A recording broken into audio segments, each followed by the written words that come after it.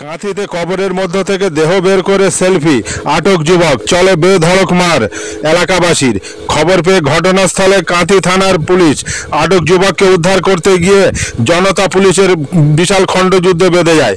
শেষে পরিস্থিতি নিয়ন্ত্রণ আনতে পুলিশ কাঁথি থানার এসডিপিও দিবাকর দাসের নেতৃত্বে বিশাল পুলিশ বাহিনী ঘটনাস্থলে।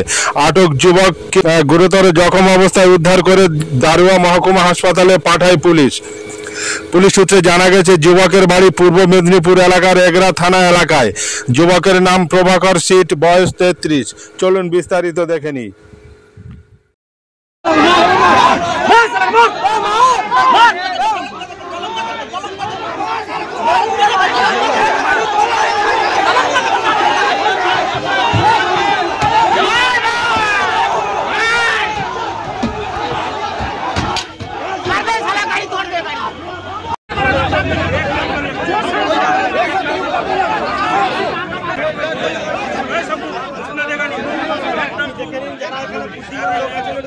কিছু হয়ে গেলে কিন্তু বড় মুশকিল হয়ে যাবে।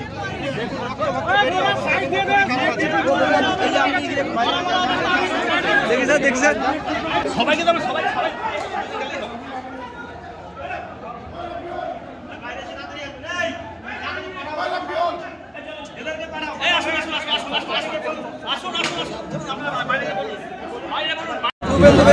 দাদা, এটা আমাদের পশ্চিম শ্রীরামপুর গ্রাম। এই গ্রামের দীর্ঘ প্রাচীনকাল থেকে আমাদের এই অবস্থানে আমরা হিন্দু মুসলমান প্রতিবেশী আমাদের পশ্চিম শ্রীরামপুরে পুরো আমরা মিলেমিশে থাকি এবং আমাদের এই কবরস্থান এবং পাশে শ্মশান, লক্ষ্মী মন্দির, ঈদগাহ সব কিছু রয়েছে। কিছুদিন আগে স্যার আমাদের একটাই পাশে লক্ষ্মী মন্দির ছিল, ওই লক্ষ্মী মন্দিরের কিছু অংশ জিনিস চুরি হয়ে গেল। আমরা তত্ত্বাবধান করে খুঁজে দেখলাম, কিন্তু এর এখনও কোনো প্রশাসন থেকেও কোনো কিছু বের হয়নি, আর আমরা এর কোনো কিছু দেখতে পাইনি। আজকে আবার দেখছি আমরা হঠাৎ আমাদের এই এত পুরোনো প্রাচীন কবরস্থান থেকে ঠিক মিডিল অবস্থা থাকে, যেখানটায় মানুষ কবরস্থান মানে একটি শান্তিপ্রিয় জায়গা, যেখানটায় কোনো লোক যাতায়াত করে না। কবরস্থান কেউ মারা গেলে এরা মাটি দিতে আসে, ঠিক মিডিল পজিশন থেকে পুরো পুড়ে বডিটাকে তোলা হয়েছে।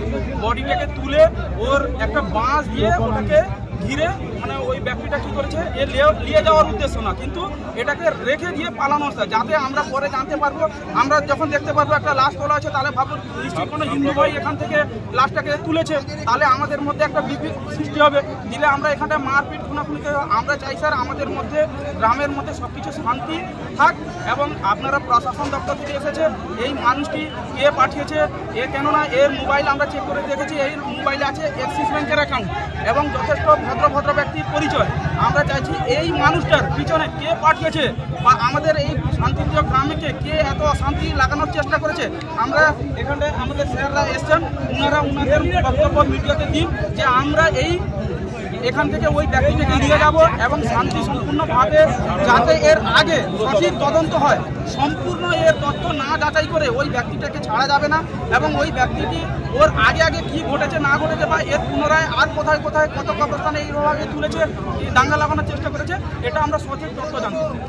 আরেকটা বিষয় হচ্ছে, ওই লোককে দেখে কি অনুমান করা যাচ্ছে কোনো তান্ত্রিক বা আচার সঙ্গে? ওই লোককে স্যার তান্ত্রিকও মনে হয় না, পাগলও মনে হয় না। ও লোকটা সরাসরি আমাদের এই শান্তিপ্রিয় জায়গার মধ্যে আমাদের মধ্যে গন্ডগোল এবং বিভেদ লাগানোর সৃষ্টির চেষ্টা করছে। এর ঘটনাটা ঘটেছে স্যার এই 9:30 দিকে স্যার, 9:35-40 দিকে আমাকে ফোনটা গেলে যে গ্রাম থেকে যে এইরকম আমাদের কবরস্থানে একটি মৃতদেহকে তুলেছে, যার মধ্যে একটু মাংস নেই, পুরো হাড়গুলো রয়েছে। তখন আমি একটু বাইরে ছিলাম, ওখান থেকে 15 মিনিট আমার আসতে টাইম লেগে গেছে। আন্তরাজ্য কঙ্কাল পাচার চক্র, আন্তরাজ্য কঙ্কাল পাচার চক্রের সঙ্গে যুক্ত বলে কি মনে করছেন? এরা স্যার আমরা যা দেখছি এখন তো এই আমরা দেশে তো দেখছেন হিন্দু মুসলিম দিয়ে বিজেপি কীভাবে সন্ত্রাস তৈরি করার চেষ্টা করছে। এরা চাইছে আমাদের মধ্যে আবার একটা শান্তিপূর্ণ জায়গাকে সন্ত্রাস সৃষ্টি করে আমাদের মধ্যে আমাদের শান্তিটাকে নষ্ট করে সব কিছু ধ্বংস করতে চায়। আপনার নাম? আমার নাম মির্জা ইসমাইল বেগ, 4 নম্বর রায়পুর জিপি যুব সভাপতি এবং পশ্চিম শ্রীরামপুরের মেম্বার।